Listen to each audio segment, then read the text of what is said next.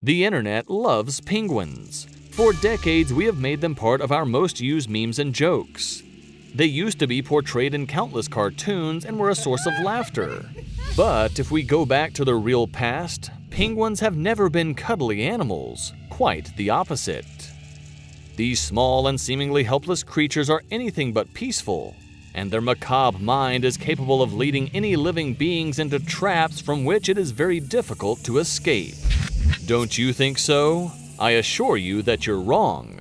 Penguins are evil beings, and even among themselves, they are capable of attacking each other with a level of cruelty that surpasses any other predator. However, of all the penguins you will meet in your lifetime, the one you'll discover on this occasion will remain etched in your mind forever. What do you say? Are you ready to discover the penguin that terrorized Florida for 10 years? Then it's time to get started.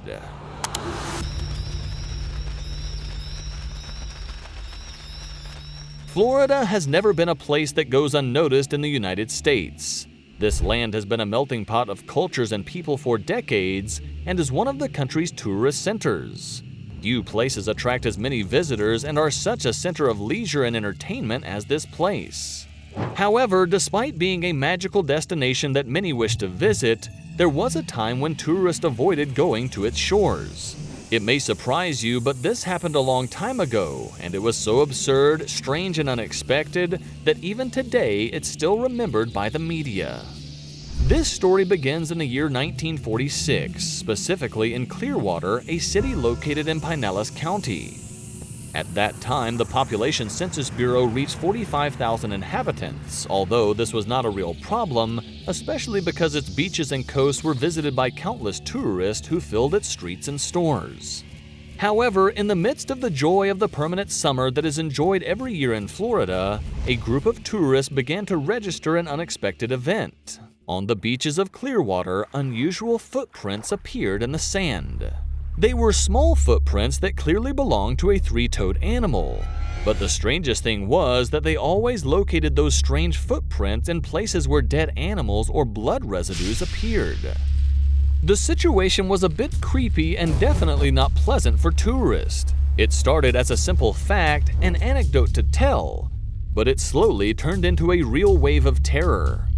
Footprints began to be registered throughout Florida. No one could explain what was happening, and soon strange sightings began to occur. Witnesses claimed that some sort of large bird was prowling the area and that it would come out to perform creepy acts on some nights. Of course, these were nothing more than quaint theories. The only real clues were the footprints in the sand and the strange crime scenes that the supposed creature left in its wake. Even so, the story was interesting enough to catch the attention of some newspapers, who devoted a long print run to the case. Such was the receptivity of this story that a few scientists tried to make sense of the footprints. Several tried to analyze them. Some believed it was a giant salamander, but that was not possible in Florida. Others thought it was a flying animal that roamed the sand at night. But no other theory was as solid as that of a large, monstrous penguin capable of terrifying any man.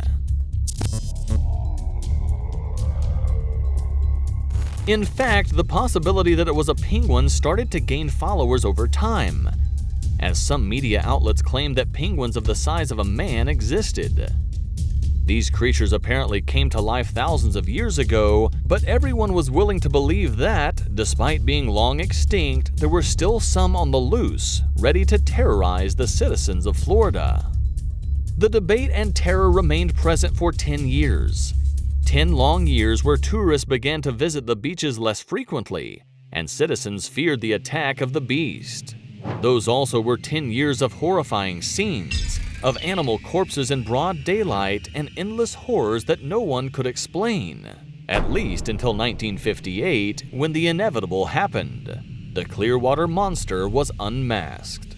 The event shocked the whole of Florida and occurred in the middle of a crime scene, when one early morning a group of college students was at a bonfire on the beach, completely happy but alert to threats. At that moment, one of the young men noticed something strange. It was a shadow, a dark figure walking and trying not to be seen.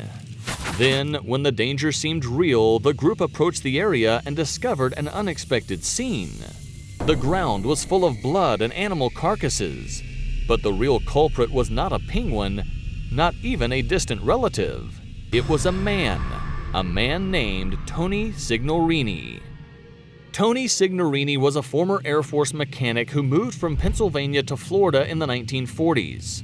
Upon arrival, he decided it was time to move forward and joined an auto shop owned by Al Williams, a man whose humor was both recognized and despised by many Clearwater residents.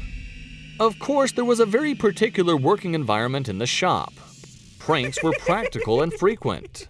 The management encouraged them, and Tony loved it. For this reason, in 1946, William had found a pranking partner. One day, when they were together, they read about dinosaur footprints in an encyclopedia, and they both had the same idea. It was time to create something that would scare tourists. To materialize what they considered to be the best prank of the century, they both made a plaster foot that would sink accurately enough into the sand without raising suspicions that it was fake. They made several experiments and filled the foot with lead until they achieved the desired result. Once the experiment was ready, they went into action and began to leave those strange footprints on the beaches of Clearwater. They immediately noticed that the reaction of the people was exactly what they expected. People were scared, but not scared enough, so they began to add more gruesome details such as blood and animal carcasses. The effect was immediate, and they slowly went around the beaches all over the state replicating the sick joke. There were many accomplices besides Signorini and William. For example, their wives, the blacksmiths of the workshop, and even several sheriffs from the police department. It all started as a silly prank, but it grew bigger and bigger over the years until it was virtually impossible to stop it. It was only after 10 years that the prank was discovered, and no one in the media or society was very happy to realize that far from being a penguin or some creepy creature, the perpetrators were two grown men with a rancid and macabre sense of humor. Since then, the Florida penguin has remained a part of Florida's humor and is remembered by many as a masterful quip. No one can compete with that, although many have tried since, not in Florida, but in more distant places. It seems that many people enjoy the humor generated by other people's fear, and if you check out the following videos, you will find other mysteries whose ending was anything but funny. Ready? Then here they are.